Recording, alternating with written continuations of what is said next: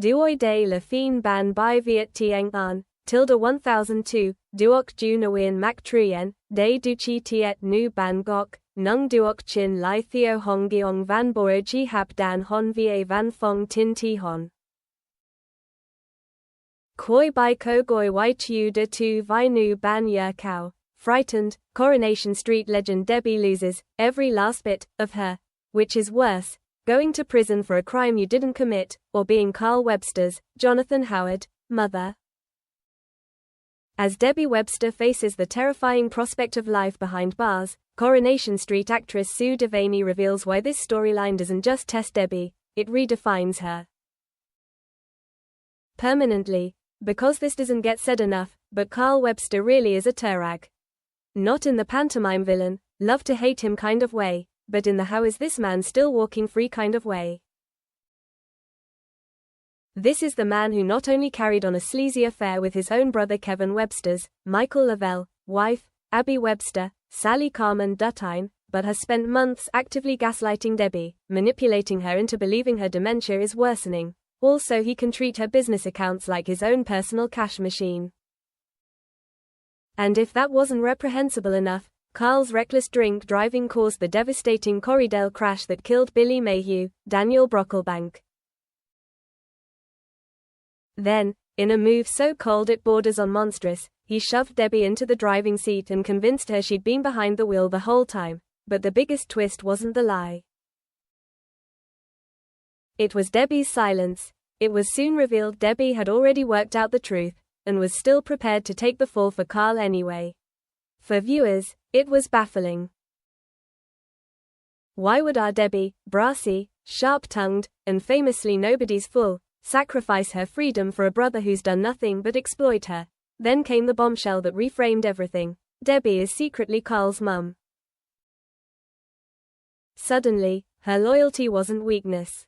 It was something darker, deeper, and far more tragic. Sue Devaney offers insight into how Debbie has carried this secret for decades, and how she managed to live with it.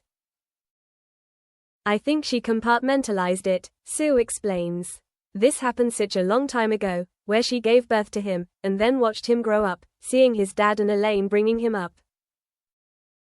And I think in her head, she thought, yeah, he is my brother. It's the story that you tell yourself. She thought he was being brought up well. At the time, she was 16, 17, she couldn't look after him. For Debbie, that lie became survival. A narrative she told herself so many times it solidified into truth. But dementia has a cruel way of shaking loose what the mind once locked away. And when Debbie is told her life has an ending, when the clock becomes real, the past doesn't stay buried. It's only when she was told, your life has got an ending, that, and he was there in her life, and it brings back a lot of old memories, Sue continues. The truth has got to come out now. And it does. But the question still hangs heavy. Why does Debbie feel so responsible for Carl, after everything he's done?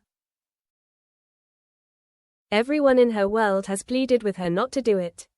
Her brother Kevin, her devoted husband Ronnie Bailey, Vinter Morgan, her friends, even her solicitor Adam Barlow, Samuel Robertson. All urging Debbie to plead not guilty, to fight, to protect herself. Yet Debbie can't. Or won't. Because she isn't just shielding a brother. She's punishing herself. Debbie's sense of obligation is rooted in the years she didn't raise Carl, the years she left him to be brought up by Elaine, the woman he believed was his mother. But Elaine, it turns out, wasn't simply flawed. She was, as the story makes clear, a nasty piece of work, someone who treated Carl poorly, shaping his bitterness and resentment long before Debbie ever entered his adult life. And perhaps the most quietly brutal detail of all, when Elaine died, Debbie chose not to pass on a message to Carl. Another secret, another severed thread.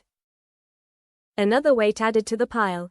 Sue believes Debbie's guilt has become so total, so consuming, that it has cemented her decision to take the blame. I think she was willing to take the blame because she feels so guilty, Sue says.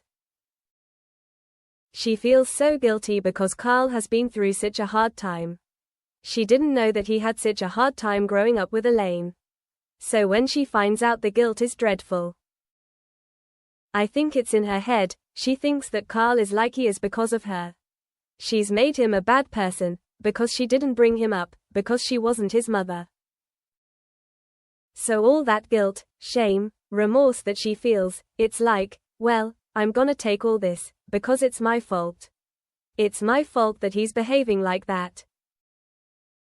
It's a haunting logic, a mother's guilt weaponized into self-destruction. After finally dropping her baby bombshell on a stunned Carl, Debbie stands in the dock awaiting her sentence.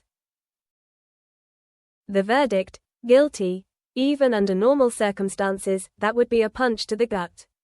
But Debbie's vascular dementia adds an even more chilling dimension. Stress, confusion, isolation. Prison is the kind of environment that doesn't just challenge the mind, it can accelerate its collapse. Sue reflects on Debbie's initial reaction to what lies ahead. Oh, she's scared, she's frightened, she's so frightened, she says. She's never been anywhere like that. Everything's going to be stripped from her. Debbie's mask is going to be gone, isn't it? The dementia is taking every last bit from her, but also the prison is gonna be taking everything from her. And it's how she survives that.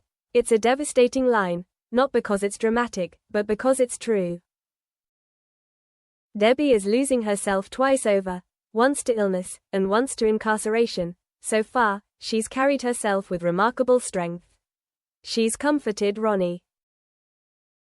She's endured a public verbal lashing from Summer Spellman, Harriet Bibby, grief-stricken, furious, and desperate for someone to blame, with quiet dignity. Debbie doesn't snap back, she doesn't retaliate, she absorbs it, as if punishment is what she deserves. But prison won't allow Debbie the armor she's worn all her life. Soon, viewers may have to say goodbye to the no-nonsense entrepreneur of the cobbles, the woman whose sass could slice through steel and whose confidence filled every room she entered. Sue Devaney warns that what comes next is a Debbie we've never truly met before. It is fantastic. Just a bit of mascara, you know, nothing else, Sue says. It's interesting to play somebody that, the whole front, the makeup, the way that they look, the what they drive, who they marry, everything has to be on show. So when you strip all that back, it's interesting to play Debbie when it's all stripped back. Who is she? It's the question at the heart of this storyline, and the one that makes it so compelling. Who is Debbie Webster when she has no power, no business, no control, and no mask? And perhaps the most heartbreaking question of all, when, and can, we ever get our Debbie back?